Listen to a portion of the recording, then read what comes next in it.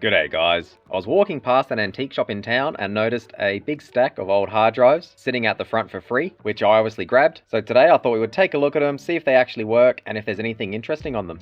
Let's get into it. Bundled with the hard drives was this hard plastic binary decoding card from 1965.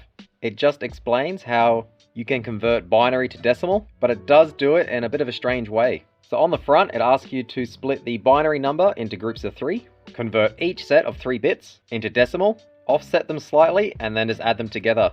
It's definitely an interesting way of doing it. On the back, it does have the easy chart. It mentions you can use a washable marker to write the binary groups above each column on the back of the card. It is certainly one way of doing it. There were 6 hard drives in total, and the oldest and most interesting is this MFM hard drive from 1985. Unfortunately, the card connector has been snapped off. It doesn't seem to be permanently damaged, so I may be able to manually wire one up, but that'll definitely be for a future video. The next hard drive is from 1989. It doesn't mention the size anywhere, but there is a fair bit of damage on the back. One of the ICs has been pretty much completely destroyed, and they've also damaged the connector. I'm not going to write this off just yet, and I'll definitely take a look at it again in the future and see if we can get it repaired. This is a 20 meg hard drive from IBM. There's no date code on it, but judging by the size, I would say it's in the 80s still. And unfortunately, once again, the card connector or the edge connector has been snapped off. This is another one for the repair pile. Thankfully, these last 3 hard drives do seem to be intact. The first is a 4 gig Samsung drive from 1999, so fairly recent. The middle one is a 170 meg Western Digital drive from 1993. And the last one is a 200 meg Seagate. It doesn't have the date code, but again, it looks like it may be from the early 90s. We'll focus our efforts on these 3 today, and I'll try and use a basic USB IDE reader on our Windows 10 Chromebook. This is the IDE Reader we'll be using, and we're using this for our Molex power. We'll start off with a Western Digital 170 meg hard drive. I'll connect the power first. It is spinning up nicely, no grinding. And I'll connect the USB adapter. No luck on the first hard drive. It starts to spin up and then stops and repeats. And no signs of life on my USB reader. We'll put that aside for now and try the next hard drive. This is the Seagate 214 meg hard drive. Again, starting with, I connected the power and we did blow something. There's a nasty burning smell. All the magic smoke got released. So we'll circle back to this one as well. Hopefully the 1999 hard drive doesn't pop. So this is the Seagate 4.4 gig one. It's plugging power. It is wearing along nicely. It did take a while, but it has mounted. It looks like only about 800 megs been used. So I'm guessing this isn't a Windows XP install, and I'm gonna say 95 or 98.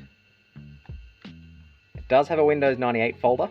If there are any personal files on here, I'll cut it out obviously. So let's start with documents. We can see the last modified date was 2003, so it was in use for about 4 years since its manufacture date. There's some files from 1997 on here as well, 1998. There was not much in my documents, but again, this is on the root, so it'll be a backup. Looks like the Windows 98 setup files, a lot of 1.7 meg cabs. So I wonder if this was originally the floppy install and they were compressed slightly. We'll take a look at program files next. See if there's anything installed. There's Office, Power Terminal, PC Anywhere. Haven't heard of that one before. Some kind of an old RDP client or VNC. Microsoft Plus it looks like. It is Microsoft Plus, that's pretty cool. I do want to do a video on that in the future. Media player, Windows Update. Nothing too exciting on here. I was hoping to see some old games. Nothing in the temp folder, which is hidden. We'll take a look in Windows. We might find some games or interesting things in here. Australian phone disk shortcut, that's pretty cool. From 2003. That might have been some kind of Refidex. You got Excel and Word. We'll take a look in media. There might be some bad sectors, just because it is stop responding. I might try close it and see if we can open the drive back up. And we can still access it, so that's good. We'll just avoid the media folder. Take a look at all users. Maybe user data. Nothing too special in these folders. Yeah, profiles. And these look like the user accounts. So one was from 2005, so it was still getting used. Their last login was 5 PM. So I'm guessing they just shut down the computer for the last time. There is a bunch of their old cookies on there. Google, MSN, Hotmail. So there didn't seem to be anything interesting on this hard drive.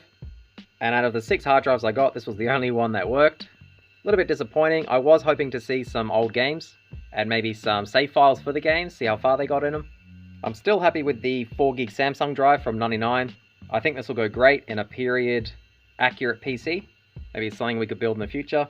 And I do want to try and repair the 3 hard drives with snapped card edges or connectors, especially the MFM. I think that'll do it for today, guys. I hope someone found that interesting. If you have any questions or comments, let me know down below. Otherwise, thanks for watching.